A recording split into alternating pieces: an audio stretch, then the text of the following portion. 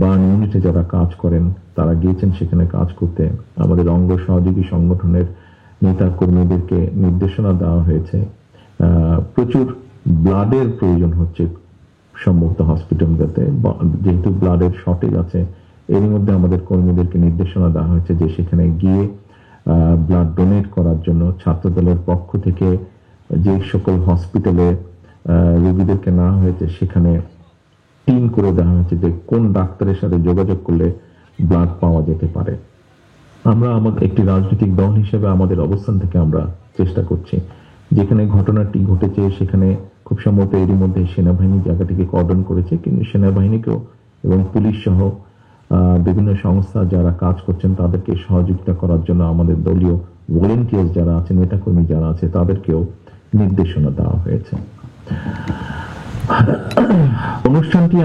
আজকের এই অনুষ্ঠানটি পেশাজীবী পরিষদ কর্তৃক আয়োজিত আজকের এই অনুষ্ঠানটি আমরা একটি মানসিক প্রস্তুতি নিয়ে করেছিলাম আমরা।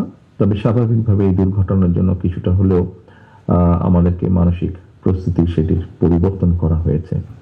আমরা অনেক মানুষ এখানে এসেছিলেন যাদেরকে আমরা অনুরোধ করেছিলাম আসার জন্য, তাদের কষ্টের কাহিনীগুলো তুলে ধরার জন্য, কষ্টের কথাগুলো তুলে ধরার জন্য।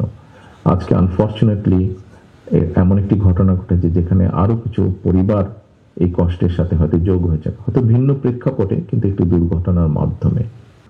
ডক্টর জাহিদ, শহীদ পরিবারের সম্মানিত সদস্যবৃন্দ, বিএনপির স্থায়ী কমিটি সহ বিভিন্ন পর্যায়ের নেতৃবৃন্দ, সম্মানিত আলোচকবৃন্দ এবং আমার সামনে উপস্থিত সম্মানিত উপস্থিতিবৃন্দ, আসসালামু আলাইকুম। আজকে এই অনুষ্ঠানটি এমন একটি সময় অনুষ্ঠিত হচ্ছে যখন আজকে সকালে ঢাকায় একটি দুর্ঘটনা ঘটেছে। এর মধ্যে সবাই আপনারা জানেন এখানে আমাদের এই অনুষ্ঠানটি শুরু হয়েছে বেশ কিছুক্ষণ আগে।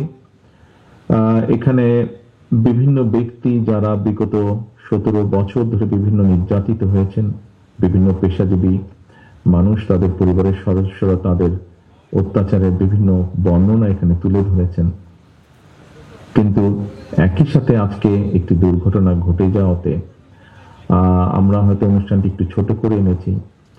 এরই ভিতরে আমি আপনাদের সামনে বলেছি মাত্র কিছুক্ষণ আগে, এরই ভিতরে আপনাদের সাথে অনুষ্ঠানে থাকাকালীন অবস্থায় আমি আমার বিভিন্ন নেতৃবৃন্দের সাথে কথা বলছিলাম। আমাদের বিভিন্ন অঙ্গ সহযোগী সংগঠনের নেতৃবৃন্দকে দায়িত্ব দেওয়া হয়েছে, উত্তরায় যারা আছে কেন্দ্রীয় নেতৃবৃন্দকে যাদেরকে দায়িত্ব দেওয়া হয়েছে বিভিন্নভাবে সহযোগিতা করার জন্য। আমাদের দলের ড্যাব সহ বিভিন্ন চিকিৎসকবৃন্দ যারা আছেন তারা এর মধ্যে কাজ করছেন, বিশেষ করে